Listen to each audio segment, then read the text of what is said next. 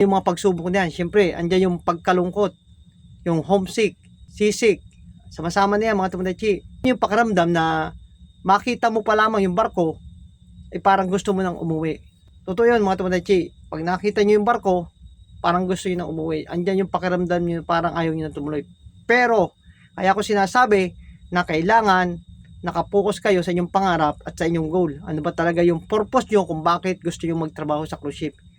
Kaya lagi kong sinasabi na ang nagtatagumpay lamang sa pagtatrabaho sa cruise ship ay ang mga taong may mataas na pangarap. Yan yung mga bagay na dapat yung malaman mga tomodachi na gusto kong ibahagi sa inyo. Pagtatrabaho sa cruise ship ay kailangan buo ang loob mo, malakas ang loob mo. Siyempre, higit sa lahat, wag nating kakalimutan magdasal at humingi ng guidance sa ating Panginoon sa taas upang lagi tayong protektahan sa ating pagtatrabaho sa araw-araw. Bigyan tayo ng lakas ng loob. Para sa mga first timer na trabaho sa cruise ship, ang vlog na ito ay para sa iyo, kaya panoorin mo ito tomodachi.